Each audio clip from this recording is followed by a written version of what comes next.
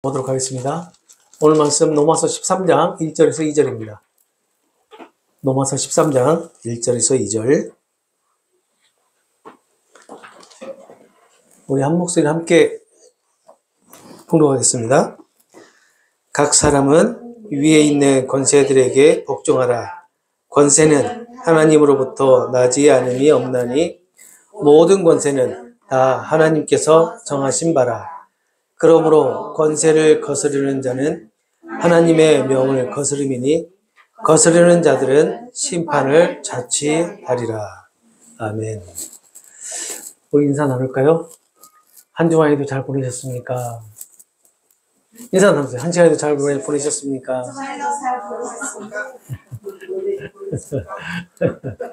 네. 주님의 이름으로 사랑하고 축복합니다. 주님의 이름으로 사랑하고 축복합니다. 자, 마지막으로 예수는 그리스도이십니다. 예수는 그리스도이십니다. 반갑습니다. 오늘도 이렇게 함께 모여서 예배드릴 수 있어서 너무나 감사합니다.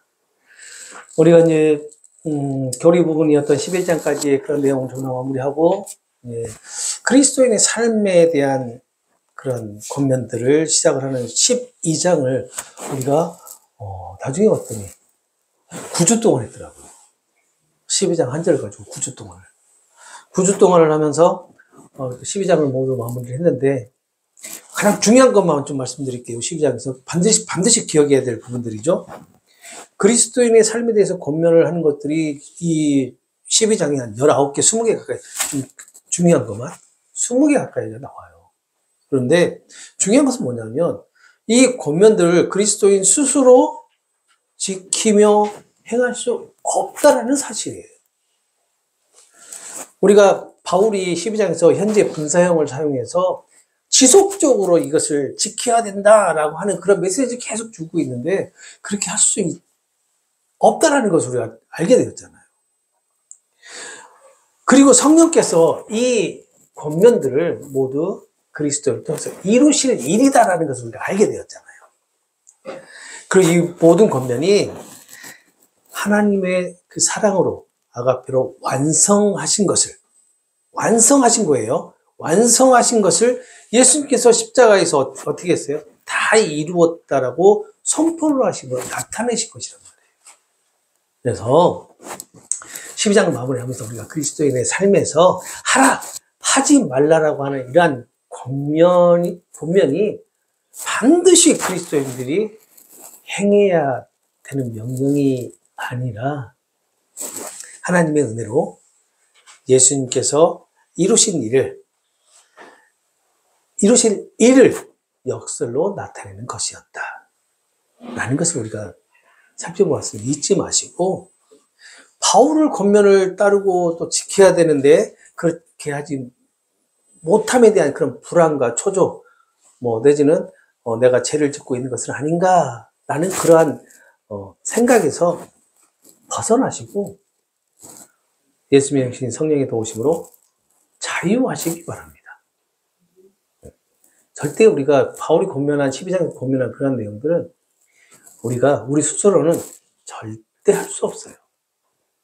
어느 때만 가능하냐? 성령께서 우리 안에서 역사하실 때만 가능합니다. 그래서 그러한 모든 권면들이 하나의 성령의 열매로 나타나게 되는 거예요. 성령께서 우리 안에서 역사하심으로 우리가 그러한 행동이 나타나고 그러한 모습이 나타나면 그것이 성령의 열매로 나타나게 되는 거예요. 그것을 꼭 기억하시기 바랍니다. 자, 그리스도인의 삶에 대한 권면에 의해서 오늘부터 살펴볼 13장에는요. 세 가지의 큰 주제가 있어요. 하나는 뭐냐면 세상 권세에 대한 순종, 복종이죠. 그리고 또 하나는 사랑의 법. 그리고 또 하나는 거룩한 삶에 대한 그런 권면을 하게 됩니다. 그리고 세상 권세에 대한 복종에 대한 그 말씀이 1절부터 7절까지인데 1절부터 7절까지는 또 이렇게 구분이 돼요. 1절부터 2절까지는 세상 권세와 복종에 대해서 얘기를 하고요. 그리고 3절부터 7절까지는 그 세상 권세에 대해서 그리스도인들이 어떻게 반응을 할 것이냐 라는 것을 설명을 해요. 물론 오늘 제가 말씀드리는 중에는 3절에서 7절 안에 그런 내용까지도 살짝 포함돼서 같이 나올 거라고 생각을 해요. 제가 해석해서 말씀드리는 부분들이. 자, 이렇게 1절부터 2절, 3절부터 7절까지 구분이 되는데, 오늘 우리가 살펴볼 본문은 1절부터 2절까지 세상 권세와 복종에 대해서 살펴볼 건데요. 하나님께서 허락하신 세상 권세는 무엇일까? 하나님께서 허락하신 세상 권세? 그리고 그 권세에 대해서 왜 복종을 해야 하는가? 라는 것에 대해서 살펴보고, 이 권세가, 하나님부터 주어지는 이 권세가 하나님의 주권과 질서 안에서 이해를 해야 된다는 것을 우리가 인식을 하시고, 그리스도인이 이 혼란스러운 이 세상에서 어떻게 살아가야 하는지, 어떻게 행동을 해야 되는지를 같이 한번 고민해보는 그런 시간을 가지려고 합니다. 지금 저는 정치적으로 관심이 없어요. 관심은 없지만 지금 우리나라 현실이 너무 혼란스럽잖아요. 그런데 딱 오늘 13장 첫 번째 말씀이 바로 이 혼란스러운 천국을 그대로 반영해주는 그런 말씀이라고 볼 수가 있어요. 그래서 아까도 말씀드렸지만 미리서 말씀드립니다. 정치 편향적인 그런 말은 하지 않을 거예요. 저 정치에 관심이 없으니까. 근데 살짝 나올 수도 있다라는 거 이해를 해주시라는 거예요. 왜냐하면 해석하는 부분에서 나올 수 있기 때문에. 자, 1절을 보시면 이렇게 말씀하죠. 각 사람은 위에 있는 권세들에게 복종하라. 여기 있는 위에 있는 권세라는 것은 아마 하늘에 있는 권세가 아니라 땅에 있는 권세, 사람들의 의를 지배하는 자들을 얘기하는 거예요. 통치자들, 그런 사람들 얘기하는 것 같아요. 권세는 하나님께로부터 나지 않음이 없다니 모든 권세는 다 하나님께서 정하신 바라라고 합니다. 쉽게 한번 번역해 보겠습니다. 누구든지 모든 사람은 한 나라의 통치기관과 통치권자에게 복종해야 한다. 왜냐하면 하나님께로부터 나오지 않는 세상 권세가 없고 현재 세상의 모든 권세도 하나님께로부터 나왔기 때문이다. 제가 이렇게 쉽게 번역을 한번 해봤어요. 여기서 1절 보게 되면 각 사람으로 번역된 헬라어가 파사 푸시케예요. 그런데 이 단어를 분석해 보면 파사라는 단어는 모든, 각각 또는 전부라는 그런 의미를 가지고 있어요. 그래서 포괄적인 그런 의미로 사용을 해요. 그리고 푸시케라고 하는 단어는 문자적으로 해석을 하면 영혼, 혼 이렇게 해석을 할 수 있는데 또 달리도 해석을 하게 되면 생명, 살아 이렇게도 해석을 한단 말이에요. 그래서 이 푸시케라고 하는 단어는 문맥에 따라서 성경 안에 있는 문맥에 따라서 여러 의미로 사용을 해요. 오늘 본문에서는 이 푸시케라는 단어가 영적인 존재로서의 영혼, 혼을 말하고 있는 것이 아니라 개별적인 사람을 지칭하고 있는 살아있는 사람을 가리키고 있습니다. 그래서 이게 각 사람의 의미는요, 특정한 신앙적인 그런 정체성을 가진 사람들을 얘기하는 것이 아니라, 다시 말하면 유대인이나 아니면 그리스도인 이러한 사람들을 이렇게 말하고 있는 것이 아니라 세상에 존재하고 있는 보편적인 사람들을 모두 포함하고 있다는 겁니다. 그래서 이 각 사람을 모든 사람으로 해석하는 것도 적절하다라고 말할 수도 있고, 이렇게 각 사람에 대해서 제가 설명을 해드리는 이유가 있어요. 왜냐하면 오늘 우리가 살펴볼 본문이 권세에 대한 복종이잖아요. 권세에 대한 복종인데 그 복종을 해야 하는 대상이 지금 현재 바울이 누구에게 얘기를 하고 있는 거예요? 로마교회 성도들에게 얘기를 하고 있는 거지만 사실은 이 로마 제국의 권력 아래에 있는 모든 사람들한테 지금 하고 있는 것 같은 거거든요. 그래서 이 지금 각 사람이라는 말을 설명해 드리는 이유가 뭐냐면, 다시 말씀드리면, 그러니까 로마교회 성도들에게 이 메시지가 한정된 것이 아니라는 거예요. 지금 바울이 로마교회 성도들에게 이 편지를 써서 보내고 읽으라고 하는 거지만, 이 각 사람의 대상이 로마교회 성도들이 아니라 로마 제국 안에 있는 모든 사람들에게 다 이 권세에 대해서 복종하라고 하는 이 말씀의 대상이 된다라는 겁니다. 그래서 이것을 설명을 해드리고 넘어가는 거예요. 여러분, 권세가 뭔가요? 권세.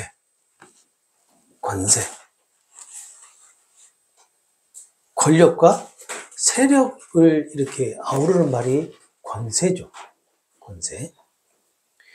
이 권세라고 하는 헬라어 단어에는 권위, 권력, 통치권을 의미를 해요.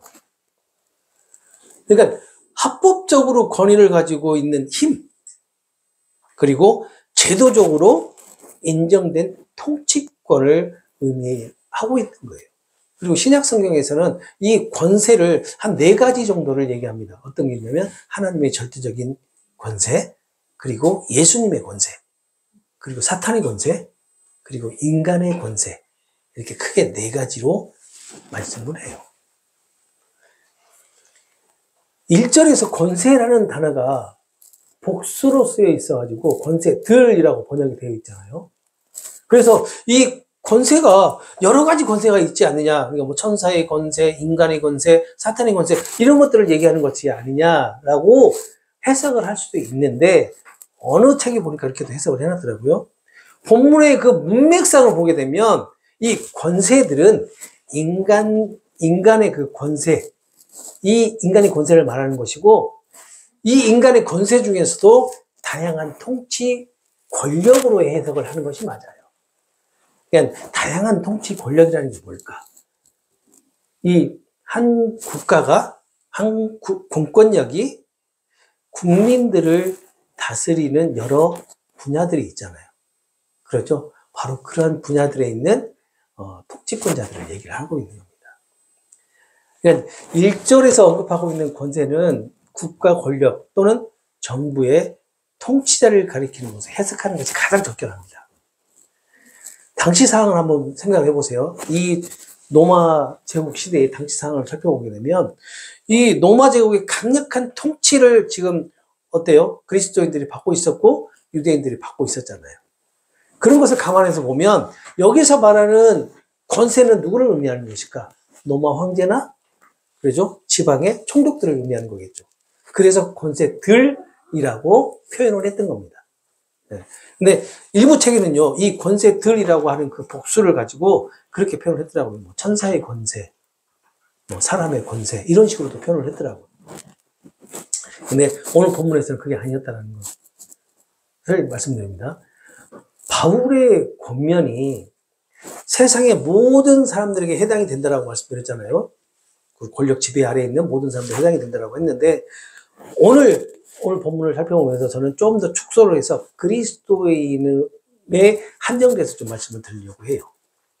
그리스도인이 세상 정부와 그 통치자들의 통치와 사회 질서와 법을 유지하는 국가적인 권위를 존중해야 한다라고 지금 바울은 권면을 하면서 강조를 하고 있는데, 물론 우리가 다 지금 지키고 있는 겁니다.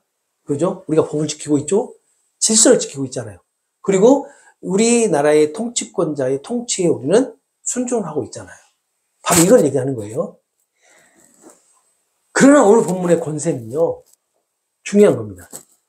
하나님께서 허락하신 세상의 통치 체계이고 세상의 질서 유지를 위한 하나의 도구라는 사실을 우리는 꼭 기억해야 돼요. 우리가 비록 이 세상 권세자들에게 통치를 받고 있지만 이것은 하나님께서 이 세상을 다스리기 위한 하나의 통치 체계이다. 도구이다. 세상의 질서를 유지하기 위한 도구로 사용하시는 것이다. 라고 우리는 이해를 해야 된다는 얘기죠. 절대적 권위를 그 통치자들이 가지고 있는 것이 아니다라는 거예요. 이것을 절대적인 권위자로 가지고 있기 때문에 어떤 경우가 생기죠? 독재자가 생기는 거예요. 독재자가. 지금 독재를 하고 있는 나라가 몇 군데나 있을까요? 몇 군데 있긴 하죠. 네, 몇 군데 있긴 해요. 바로 이렇게 하나님께서 주시는 이 권세를 가지고 본인의 절대적인 권위다라고 생각을 해버리는 순간 그 나라는 독재하에 빠지게 됩니다. 북한이 바로 그런 케이스 중에 하나예요. 북한이. 그러니까 통치자들에게 주어진 그 권세도 하나님의 주권과 그 뜻 아래에 있다라는 거예요. 자, 제가 다시 한번 말씀드려요. 우리 그리스도인으로 축소해서 말씀드린다고 했어요. 전체가 아니라. 그러면 그리스도인의 입장에서 우리가 해석을 하는 겁니다. 지금. 그래서 권세는 하나님으로부터 나지 않음이 없다라고 말씀을 하고 있는 거예요. 이 권세에 복종해야 되는 이유를 설명하고 있는 것이라 할 수 있어요. 이 말이 권세는 하나님으로부터 나지 않음이 없다. 그러니 복종을 해야 된다. 라는 거죠. 궁극적으로는 그런 복종이 누구에게 복종하는 거예요? 하나님의 뜻에 복종하는 거잖아요. 하나님의 절대 주권에 복종하는 거잖아요. 우리가 지금 우리를 통치하는 자들에게 복종하는 것 같지만 사실은 그 통치권이 하나님께부터 왔기 때문에 우리가 복종하는 것은 하나님께 복종하는 거예요. 하나님의 뜻에 우리가 순종하는 것과 같은 거란 말이에요. 모든 권세, 즉 한 국가의 통치권은 하나님께서 허락하신 것이라는 그런 의미란 말이에요. 하나님의 뜻이기에 반드시 피조물인 모든 인간은 하나님의 뜻에 순종해야 한다라는 그런 의미이기도 합니다. 그러니까 세상의 통치 구조는 하나님이 세상을 다스리는 방법 중에 하나인 거예요. 하나님께서 인간 사이의 질서를 이렇게 세우셔가지고 혼란과 무질서를 방지하기 위해서 인간의 통치 구조를 허락하셨다라는 그런 의미로 우리가 해석하자고요. 이 권세는 하나님의 절대 주권과 구별이 된단 말이에요. 반드시 구별이 돼야 돼요. 그리고 하나님의 절대 주권 아래 있다라는 사실을 우리는 꼭 기억해야 됩니다. 우리가 세상 사람이라면 기억 안 하셔도 됩니다. 왜냐하면 세상의 정치, 세상의 통치에 따르면 되니까요. 그렇지만 우리가 그리스도인의 삶을 살아가고 있기 때문에 지금 이 나를 통치하고 있는 통치권자의 통치도 역시 마찬가지 하나님의 주권 안에 있는 것이다 라는 것을 꼭 기억해야 된다는 얘기입니다. 하나님께서 세우셨다는 것을 단순히 그냥 어떻게 보면 존재 자체를 허락하셨다라는 그런 의미일 수도 있어요. 한 나라의 통치기관과 통치자가 행하는 모든 것이 무조건 다 옳다라는 뜻이 아니다라는 겁니다. 만약에 통치기관과 통치자가 악을 조장하거나 권세의 본질에서 벗어나거나 하나님의 뜻에서 벗어난다면 하나님의 심판을 받을 대상이 된다는 것을 기억해야 돼요. 오늘 본문도 그렇게 말씀하고 있습니다. 그리스도인은 한 나라의 통치의 수단인 그 법을 존중하되, 통치를 존중하되, 그 법이 하나님의 법과 충돌할 경우가 있을 거란 말이에요. 그럴 때는 어떻게 해야 될까? 하나님의 법을 먼저 순종을 해야 됩니다. 하나님의 법을. 바울은 로마교회 성도들에게 로마 제국의 통치권을 인정을 하라고 권면을 하면서도, 하지만 로마 제국의 통치권이 하나님보다 위에 설 수 없다라는 것을 지금 강조하고 있는 거예요. 한 나라의 통치권은 하나님께서 허락하신 것이므로 존중해야 하지만 궁극적인 권위는 하나님께 있다라는 그런 균형 잡힌 원칙을 로마교회 성도들에게 제시하고 있는 것이고, 오늘을 살아가고 있는 이 혼란스러운 전국에 살아가고 있는 그리스도인들에게도 제시를 해주고 있는 겁니다. 우리 많이 혼란스러워요, 요즘. 그렇지만 우리가 많이 혼란스러운데, 저 같은 경우도 그래요. 너무 혼란스러우니까 그냥 금방금방 나오는 그런 뉴스들 있죠, 소식들. 유튜브를 통해서 이 좀 소식을 접하긴 하는데, 그러면서 어떻게 되냐면 하나님께서 어떻게 생각을 하실까? 하나님께서는 이 권위를 주셨을 때 이렇게 사용하라고 주셨을까라는 그런 생각을 전혀 해보지 못해요. 그냥 내 현실에 맞게끔 내가 지금 피부에 와닿는 것만 받아들이면서 이걸 어쩌나 이렇게 생각을 한단 말이에요. 그런데 오늘 본문을 통해서 우리가 이러한 현실 가운데 하나님의 궁극적인 권위로 이 통치자들을 세웠고, 이 통치자들이 하나님 뜻에서 벗어난다면 우리가 조금 더 신중하게 생각해 볼 필요는 있겠다라는 그런 결론을 저는 내리게 됐어요. 해석을 할 수가 있게 되었어요. 이렇게 오늘 1절을 보게 되면 또 하나님의 주권적인 그런 권위로 세웠다라는 것이 근거를 제시를 하는데 그게 뭐냐면 다 하나님께서 정하신 바라라는 그런 말씀이에요. 여기서 하나님께서 정하셨다라는 것을 여기서 정했다라고 하는 동사는 완료 수동 분사입니다. 완료형입니다. 이미 정해진 상태예요. 이미 정해진 상태. 그런 의미를 가지고 있고 또 하나가 있는데 현재 질서법 동사를 사용을 해서 지금도 존재하고 있다라는 그런 의미로 해석이 가능해요. 그래서 이것을 직역을 하면 어떻게 나오냐면 모든 권세는 하나님께 의해서 이미 정해진 것이고 지금도 그 권세는 존재하고 있다라고 이렇게 해석을 하면 됩니다. 자, 보세요. 1절 봐보세요. 화면 보세요. 하나님으로부터 나지 않음이 없나니 모든 권세는 하나님에 의해서 이미 정해진 것이고 그리고 지금도 그 권세는 존재하고 있다라고 이렇게 해석하면 되는 거예요. 바울이 하나님께서 권세를 정하셨다라고 하는 것은 하나님께서 통치 제도를 정하셨다라는 그런 원칙을 강조하면서 통치기관과 통치자의 행위가 하나님의 뜻과 일치하지 않은 경우 많죠? 그런 경우가 그리스도인은 신중하게 판단을 해야 한다라는 것을 암시하고 있는 거예요. 그렇지만 바울은 계속해서 2절에서도 권세에 복종해야 함을 강조를 합니다. 2절 보시게 되면 그러므로 권세를 거스르는 자는 하나님의 명을 거스름이니 거스르는 자들은 심판을 자취하리라. 하나님께서 허락하시고 세우신 통치의 질서인 권세를 거스르는 자는 하나님의 명령을 거스르는 것이고 또 이것은 심판을 자처하는 것이다. 여기서 거스르다라는 말을 다른 이렇게 해석을 해보면 대항하다, 저항하다라는 그런 의미예요. 그러니까 권세를 저항하는 자는 하나님의 명령을 저항하는 것이다, 대항하는 것이다 라고 해석이 가능하겠죠. 그런 자들은 심판을 자초한다, 심판을 임하게 될 것이다 라는 그런 얘기입니다. 거스르다는 단어가 대항하다, 저항하다는 의미가 있고 또 거스르는 자는 현재 분사형을 사용해서 계속해서 권세에 저항하는 사람을 의미한단 말이에요. 그리고 하나님의 명령을 거스르는 위해서 거스르다라는 것은 완료형이에요. 완료형 또.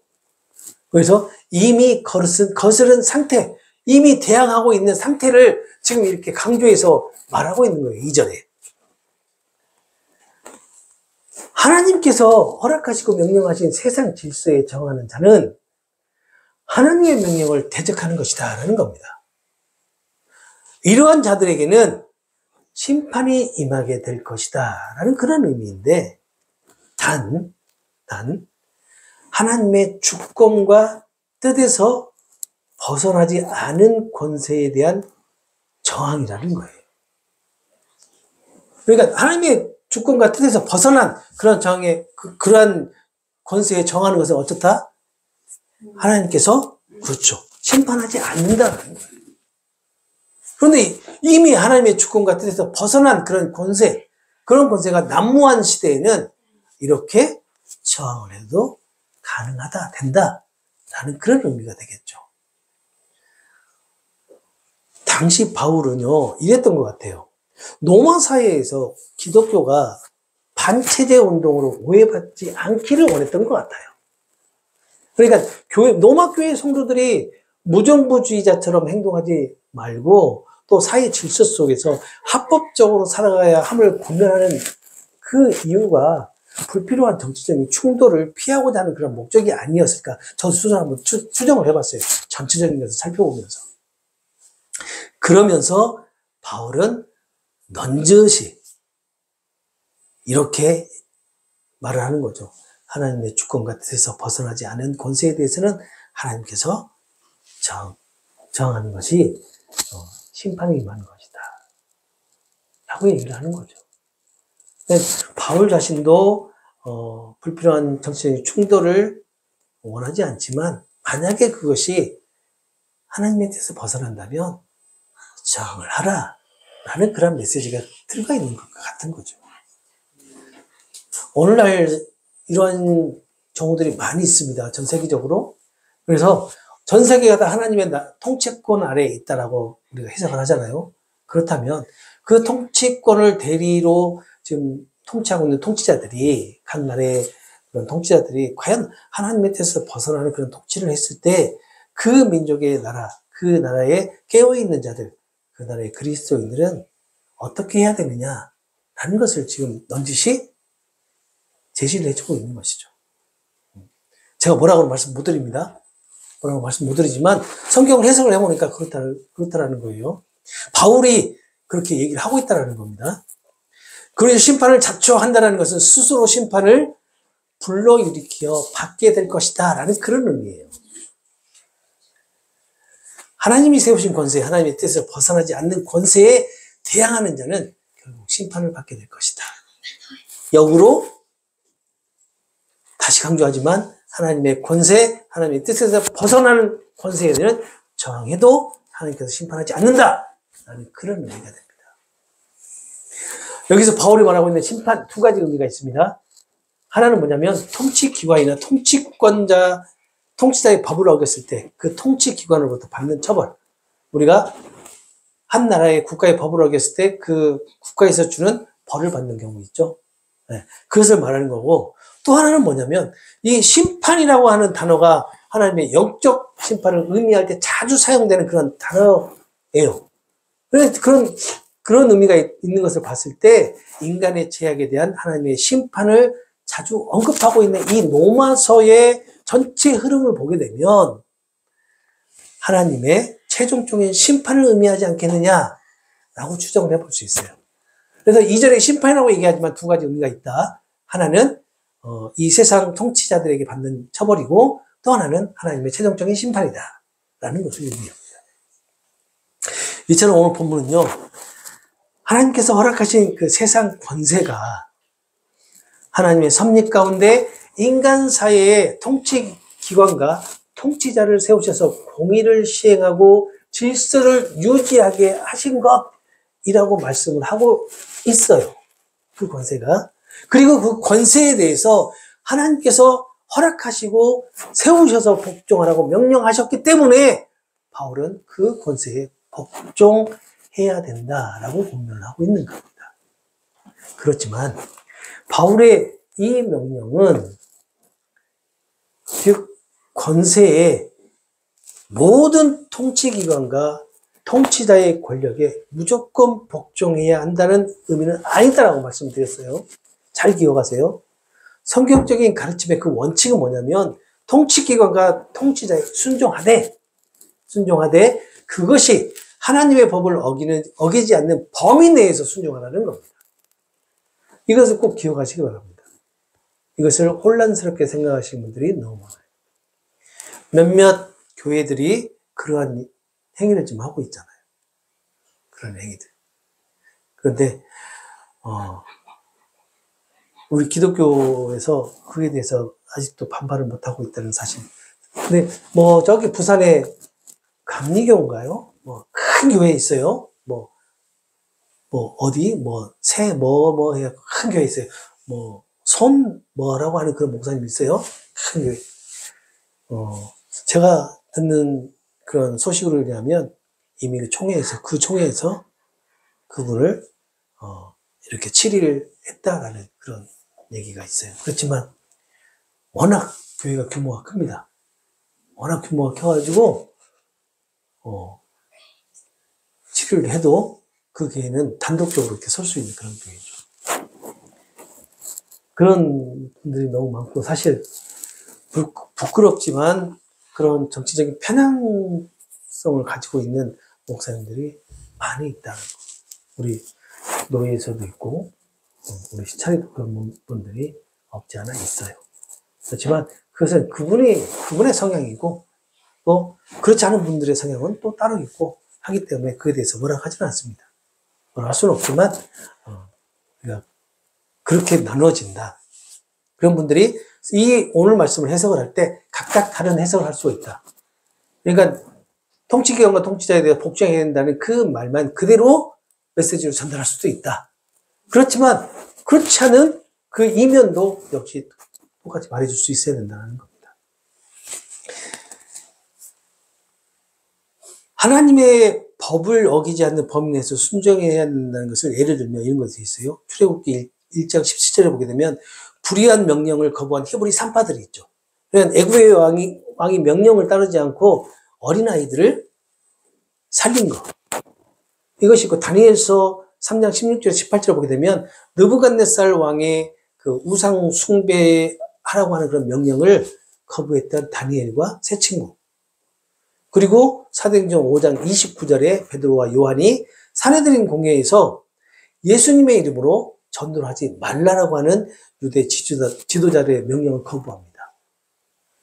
바로 그러면서 사람보다 하나님께 순종하는 것이 마땅하다라고 말을 한단 말이에요. 바로 이런 것들을 예를 들 수 있는 겁니다. 이런 것들을. 그리고 예수님의 경우도 있어요.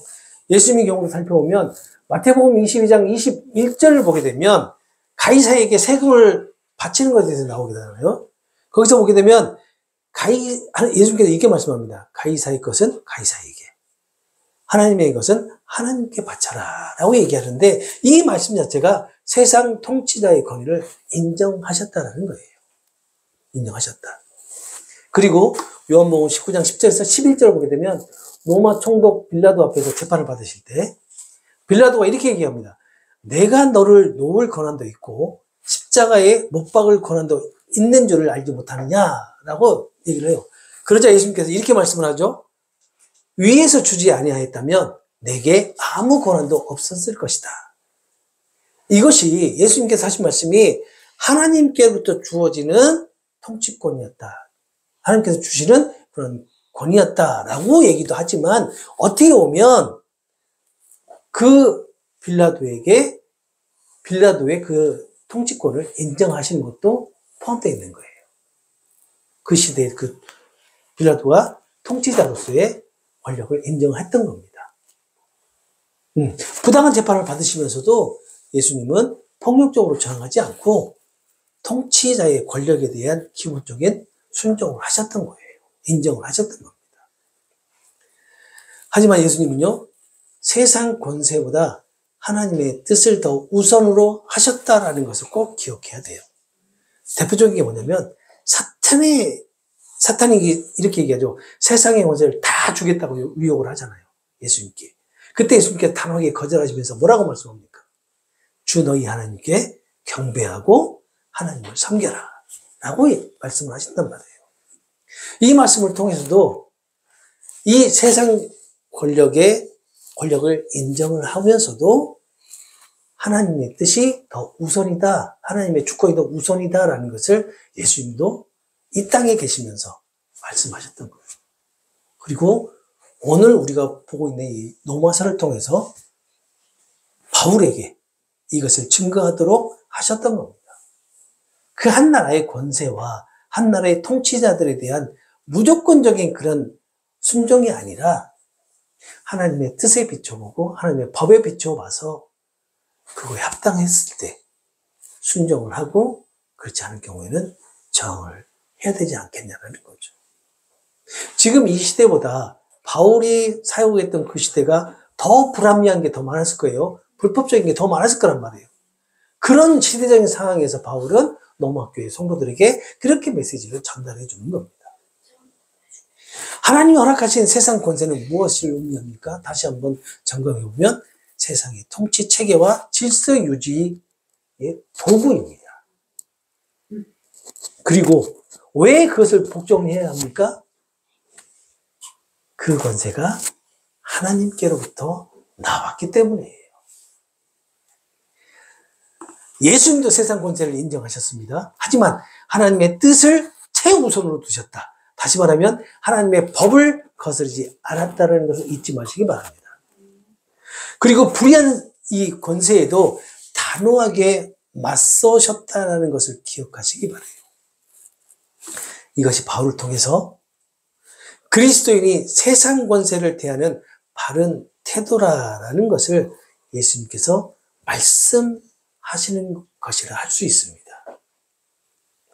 그렇지만 우리는 연약함이 어떻게 보면 하나님의 뜻보다는 세상 권세와 힘에 타협하면서 살아가기를 더 원하고 있지는 않는지 우리가 묵상을 해보시기 바랍니다. 많은 분들이 이렇게 협상을 하고 타협을 하고 살아가고 있기 때문에 드리는 말씀입니다. 우리가 살아가고 있는 오늘이 정말 혼란스럽고 무법이 난무하고 어지러운 시절이라는 것을 우리는 잘 알고 있습니다. 불법이라는 게 뭔가요? 불법이라는 의미가 뭘까? 법이 없다라는 겁니다. 성경적으로는 율법을 어긴 것이 불법이에요. 그리고 또 하나의 의미가 뭐냐면 하나님의 뜻을 대항하는 것이 바로 불법입니다. 요즘 우리가 가장 많이 경험하고 있는 것들이 바로 이 불법이에요. 이처럼 불완전하고 사회적인 그런 타락과 도덕적인 부패, 그리고 정의와 공의가 무너지고 가정과 인간관계가 파괴되고 있는, 그리고 신앙과 교회가 타락하고 있는 이 시대에 그리스도인이 하나님의 말씀에 붙들려 흔들리지 않는 믿음으로 인도함을 받아야 되지 않겠냐라는 그런 생각을 합니다. 그래야지만이 이 불법에 대항할 수 있지 않겠느냐라는 거죠. 하나님의 뜻에 벗어난 이 권세에 저항을 할 수 있지 않겠냐라는 겁니다. 하나님께서 말씀하신 대로.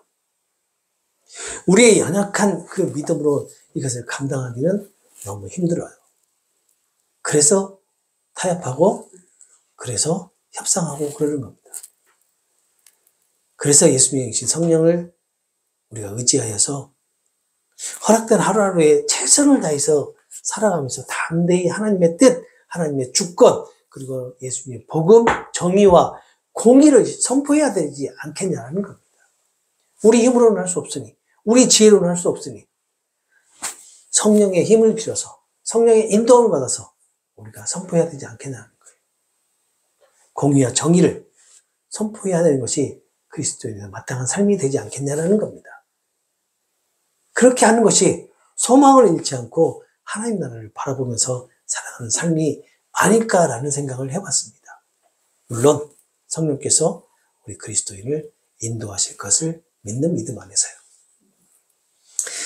이 시대를 반영하는 한 말씀을 드리고 마무리하겠습니다. 마태복음 23장 12절을 보면요, 이런 말씀을 합니다. 불법이 성함으로 많은 사람의 사랑이 식어진다 라고 말씀합니다. 그러나 그리스도인은요, 하나님의 법을 따라서 사랑과 정의를 실천하며 세상의 빛과 소금이신 예수님을 증거하는 도구로 그 사역을 넉넉히 감당할 수 있도록 성령께서 도우시고 인도하신다라는 것을 잊지 마시기 바랍니다. 이 시간 우리 함께 기도할까요?